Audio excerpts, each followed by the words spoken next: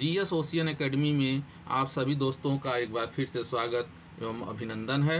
हमारा test series चल रहा था, ये हमारा चौथा टेस्ट है। चलिए टेस्ट स्टार्ट करते हैं। ईसा की प्रारंभिक शताब्दियों में भारत तथा रोम के बीच तेज व्यापारिक संबंधों की सूचना किस पुरास्थल एक्सकेवेशन के खुदाइयों से प्राप्त हुई है? ऑप्शन ए है मदुरै, ऑप्शन बी है ताम्रलिप्त या ताम्रलिप्ति, ऑप्शन सी है तोंडी और ऑप्शन डी है अरिकमेडु। इसका सही आंसर होगा ऑप्शन डी अरिकमेडु। अरिकमेडु जिसे पेरिप्लस ने पोडुक कहा है, दक्षिण भारत के पश्चिम तट पर स्थित एक बंदरगाह नगर था, जहां खुदाई से कई रोमन वस्तुओं के साथ साथ रोमन बस्ती का प्रमाण मिलता है। हमारा अगला प्रश्न है, भारत में सिकंदर की सफलता निम्नलिखित कारणों से थी। वो कौन कौन से कारण थे जिसके कारण सिकंदर को सफलता मिली? ऑप्शन ए है उस समय भारत में कोई केंद्रीय सत्ता नहीं थी। ऑप्शन बी है उसकी फौज बेहतर थी। ऑप्शन सी है उसे देशद्रोही शासकों से सहायता मिली। ऑप्शन डी है वह एक अच्छा प्रशासक था। आपको बताना है निम्न कूटों की सहायता से इसमें कौन सा सही है। ऑप्शन ए 1 एवं 2, ऑप्शन बी 1, 2 एवं 3, ऑप्शन सी 2, 3 एवं 4 और ऑप्शन डी उपरोक्त सभी। तो इसका सही आंसर होगा ऑप्शन डी उपरोक्त सभी, यानी इन सभी चीज़ों के कारण ही सिकंदर को भारत में सफलता प्राप्त हुई थी। चलिए एक्सप्लेनेशन देख लेते हैं। सिकंदर खैबर दर्रे को पार करते हुए 326 ईसा पूर्व में भारत आया, जहां उसे तक्षशिला के राजा आम्भी का विशेष सहयोग प्राप्त हुआ, जिसके बलबूते पर उसने झेलम के युद्ध में महान सम्राट पोरस को भी हराया था। हमारा अगला प्रश्न है, शुद्ध अद्वैतवाद का प्रतिपादन किसने किया था? ऑप्शन ए है माधवाचार्य, ऑप्शन बी है वल्लभाचार्य, ऑप्शन सी है श्रीकांताचार्य और ऑप्शन डी है रामानुजाचार्य। शुद्ध अद्वैतवाद का प्रतिपादन किसने किया था? इसे शुद्धाद्वैतवाद भी कहते हैं। इसका सही आंसर होगा ऑप्शन बी वल्लभाचार्य। इसका एक्सप्लेनेशन देख लेते हैं। वल्लभाचार्य का मत था कि मनुष्य को सांसारिक जीवन में लिप्त होने के बजाय भक्ति द्वारा अपना कल्याण करना चाहिए। इनका भक्तिवाद पुष्टि मार्ग था, इसलिए ये पुष्टि मार्ग के नाम से इनका विचारधारा प्रसिद्ध हुआ। हमारा अगला प्रश्न है, निम्न में कौन भारत रत्न से सम्मानित नहीं किया गया है? इम्पॉर्टेंट क्वेश्चन है, याद जानते भी होंगे आप लोग शायद। ऑप्शन ए है लता मंगेशकर, ऑप्शन बी है पंडित जसराज, ऑप्शन सी है उस्ताद बिस्मिल्लाह खां और ऑप्शन डी है पंडित रविशंकर। इसका सही जवाब होगा option B Pandit Jasraj. Explanation देख लेते हैं। भारत रत्न पुरस्कार भारत सरकार द्वारा कला, साहित्य, विज्ञान एवं सार्वजनिक सेवा या जीवन में असाधारण एवं उत्तम कोटि की उपलब्धि हेतु प्रदान किया जाता है। इस पुरस्कार की शुरुआत सन 1954 में हुई। सन 1999 में सितार वादक पंडित रविशंकर तथा सन 2000 में पार्श्व गायिका लता मंगेशकर एवं शहनाई वादक बिस्मिल्लाह खां को भारत रत्न पुरस्कार प्रदान किया गया था। यह भारत का सबसे महत्वपूर्ण पुरस्कार है। हमारा अगला प्रश्न है, शांति स्वरूप भटनागर पुरस्कार किस क्षेत्र में योग्यता प्रदर्शित करने पर दिया जाता है? ऑप्शन ए खेलकूद, ऑप्शन बी कला एवं साहित्य, ऑप्शन सी विज्ञान एवं प्रौद्योगिकी, ऑप्शन डी सभी। शांति स्वरूप भटनागर पुरस्कार दिया जाता है विज्ञान एवं प्रौद्योगिकी के लिए। विज्ञान एवं प्रौद्योगिकी क्षेत्र में योग्यता प्रदर्शित करने पर यह पुरस्कार प्रदान किया जाता है। यह देश का सर्वोच्च वैज्ञानिक पुरस्कार है, जो भारतीय वैज्ञानिकों को विभिन्न वैज्ञानिक विधाओं के अंतर्गत शोध कार्य हेतु भारतीय औद्योगिक एवं वैज्ञानिक अनुसंधान परिषद द्वारा प्रदान किया जाता है।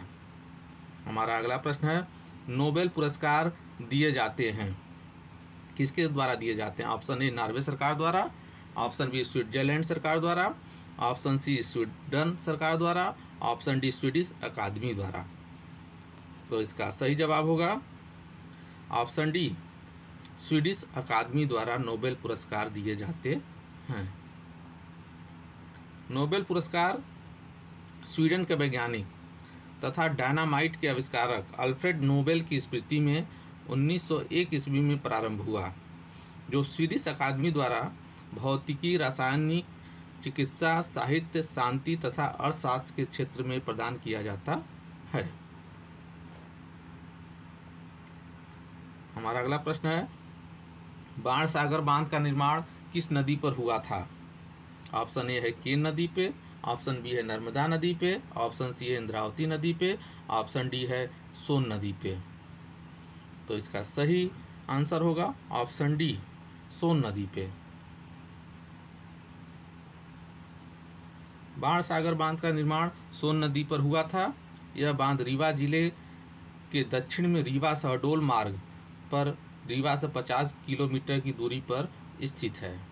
हमारा अगला प्रश्न है, मगर तथा घड़ियालों का संरक्षण कहाँ किया जा रहा है? यानी किस नदी पे मगर तथा घड़ियालों का संरक्षण किया जा रहा है? ऑप्शन ए नर्मदा और ताप्ती नदी में, ऑप्शन बी है बेनगंगा व पेंच नदी में, ऑप्शन सी है महानदी व ताप्ती नदी में, ऑप्शन डी है चंबल व सोन नदी में। इसका सही आंसर होगा ऑप्शन डी, चंबल और सोन में मगर तथा घड़ियालों का संरक्षण किया जाता है। चंबल जो है मुरैना में एवं छतरपुर में घड़ियाल एवं मगर का संरक्षण किया जा रहा है। हमारा अगला प्रश्न है, एनरॉन शक्ति परियोजना का स्थल कहाँ है? यानी एनरॉन शक्ति परियोजना कहाँ स्थित है? Option A Kalol, option B Ahmednagar, option C Virar और ऑप्शन डी डाभोल। एनरॉन शक्ति परियोजना डाभोल में स्थित है। हमारा एक्सप्लेनेशन है इसका कि एनरॉन शक्ति परियोजना महाराष्ट्र राज्य के डाभोल जनपद में स्थित है। यह एक विद्युत परियोजना है। इस परियोजना से प्राप्त होने वाली विद्युत की दर अधिक होने के कारण महाराष्ट्र सरकार एवं एनरॉन कंपनी के मध्य विवाद चल रहा था। इस विवाद को सुलझाने के लिए महाराष्ट्र सरकार ने गोपीनाथ मुंडे समिति का स्थापना की थी। क्वेश्चन आएगा कि महाराष्ट्र सरकार और एनरॉन कंपनी के मध्य मैटर को सुलझाने के लिए किस समिति का स्थापना की गई थी? तो वो है गोपीनाथ मुंडे समिति। किससे संबंधित है? एनरॉन कंपनी महाराष्ट्र सरकार के आपसी विवाद को सुलझाने के लिए। हमारा अगला प्रश्न है, किस पंचवर्षीय योजना में भारी उद्योग को प्राथमिकता दी गई थी? दूसरी में, ऑप्शन ए दूसरी, ऑप्शन बी पहली पंचवर्षीय योजना, ऑप्शन सी सातवीं पंचवर्षीय योजना और ऑप्शन डी चौथी पंचवर्षीय योजना। तो इसका सही जवाब होगा ऑप्शन ए, दूसरी पंचवर्षीय योजना में भारी उद्योगों को प्राथमिकता दी गई थी। आप जानते भी होंगे कि पहला कृषि से संबंधित था। निम्नलिखित में से, अगला प्रश्न है, निम्नलिखित में से किस वस्तु की मांग लोचदार है? ऑप्शन ए है विद्युत, ऑप्शन बी है औषधि, ऑप्शन सी है चावल और ऑप्शन डी है दिया सलाई की डिबिया या दिया सलाई उद्योग। इसका सही आंसर होगा मांग लोचदार है इसका विद्युत का। अगला प्रश्न है हमारा, WTO किस वर्ष में अस्तित्व में आया? ये सभी लोग आप लोग जानते होंगे, ये बहुत ही सरल प्रश्न है। इसका सही आंसर होगा ऑप्शन सी, 1995 WTO की स्थापना हुई थी, वर्ल्ड ट्रेड ऑर्गेनाइजेशन। हमारा अगला प्रश्न है, निम्नलिखित में से कौन एक अधिकार का एक उदाहरण है? Option A speak, option B भारतीय railway, option C HMT, option D Hindustan Unilever limited. तो कौन एक अधिकार का उदाहरण प्रस्तुत करता है? तो इसका सही आंसर होगा ऑप्शन बी भारतीय रेलवे। लेकिन इसका भी अब धीरे धीरे निजीकरण किया जा रहा है और इसका भी एक अधिकार कुछ दिनों में समाप्त करने की पूरी योजना चल रही है। हमारा अगला प्रश्न है कि भारत में ऊर्जा का सर्वाधिक एवं महत्वपूर्ण स्रोत कौन सा है?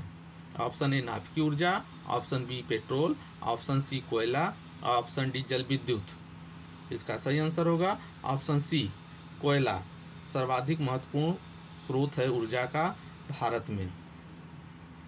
हमारा अगला प्रश्न है कालपोंग जल विद्युत परियोजना अवस्थित है? ऑप्शन ए अंडमान निकोबार द्वीप समूह में, ऑप्शन बी अरुणाचल प्रदेश में, ऑप्शन सी मेघालय में और ऑप्शन डी सिक्किम में।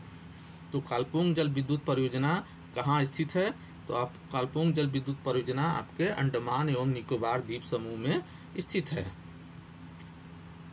हमारा अगला प्रश्न है अनुसूचित जनजातियों का प्रतिशत कुल जनसंख्या में उच्चतम है किस राज्य में? ऑप्शन ए हरियाणा में, ऑप्शन बी हिमाचल प्रदेश में, ऑप्शन सी पंजाब में और ऑप्शन डी उत्तर प्रदेश में। तो इसका सही आंसर होगा ऑप्शन सी पंजाब में। प्रतिशतता के हिसाब से सबसे ज़्यादा अनुसूचित जनजातियों की संख्या। हमारा अगला प्रश्न है कुल्लू घाटी जिन पर्वत श्रेणियों के बीच अवस्थित हैं वे हैं?